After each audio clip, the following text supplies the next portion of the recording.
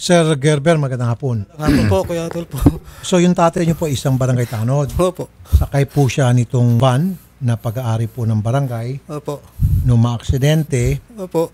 ngayon po kailangan niyo po ng tulong ng barangay. Ayaw pong tumulong ni Chairman? May tinulong po sila pero mga 7,000 na siguro eh. Kailangan na po ng bakal. Papa ko. Okay. No choice na po ako. Opo. Chairman Romeo Raquedan, Barangay 184 Caloocan. Sir, magandang hapon po, Chairman. Yes, sir. Good afternoon. Good afternoon. Rafi Tulfo po, sir, sa Radyo 5. Sir, andito po si Mr. De La Rita, yung anak po ng inyong talod na si Melvin.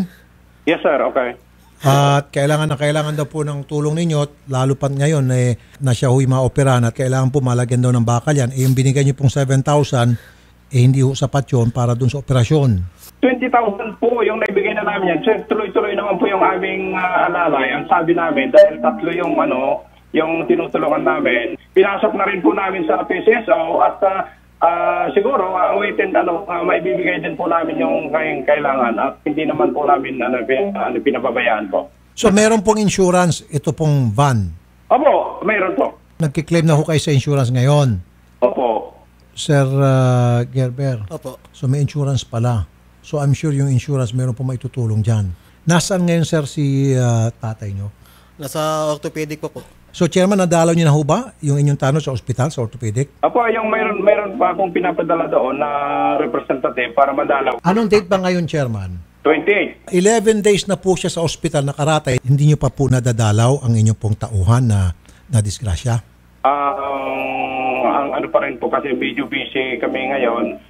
Opo. Magpakita ka namang siyang respeto sa inyong tanong na disgrasya at magpakita rin po kayo na isa po kayong kagalang-galang na amo, di ba?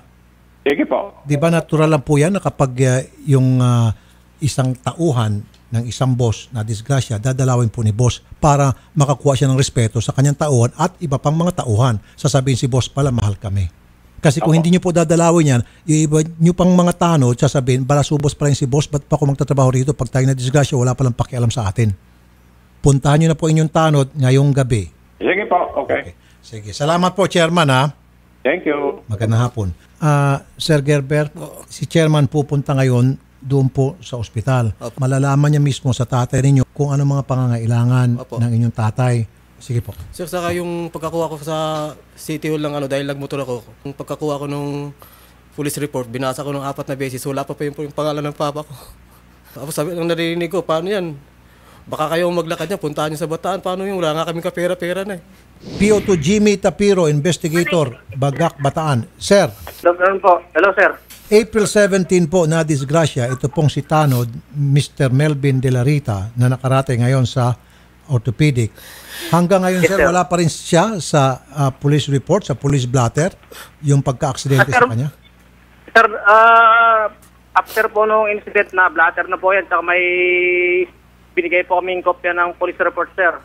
Okay. Sir Gerber, meron daw po? Wala po yung pangalan ko dun eh. Pangalan mo? Yung pangalan ng papa ko wala dun. Anyan po sa inyong report? Okay. Wala po ang pangalan ni Mr. De La Rita? Sir? Wala po siya. Kasi sir, nung on that time, nung kinuha ko yung mga injured, sir, yun lang po yung pinalistan nila, sir. Tinanong ko po yung mga passenger, sir. Obligahin kita, ha, PO2. Pumunta ka ngayon sa orthopedic para kunan mo ng salaysay. Ito pong si Mr. De La Rita para ma-include nyo po sa inyong police report. Wala ho kasi dito, sir, oh. Sige po, sir, idagdag po namin sa report kasi nung kinuha namin sila, binabanggit po yung pangalan niya, sir. Kasi, sir, yes, sir. kakailanganin ito ng insurance, eh. Sige po, sir. Diba? So, paano siya mababayaran ng insurance kung wala siya sa police report? So, kailan ka pupunta sa orthopedic PO2? Sir, kahit kunin ko na lang po muna yung contact number nung kamag-anak nung nasa sir, orthopedic para ma-include po sa pangalan. Kahit bigay nyo na lang po muna yung contact number po sa kanila, sir. Tapos kami na lang po mag-usap, sir. Very good. Okay. So, wag nyo ibababa ang telepono, sir. Kakausapin kayo ni Mr. Gerber, yung anak.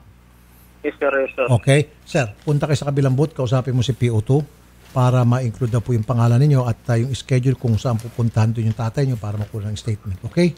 Sige, sir. Doon sa kabilang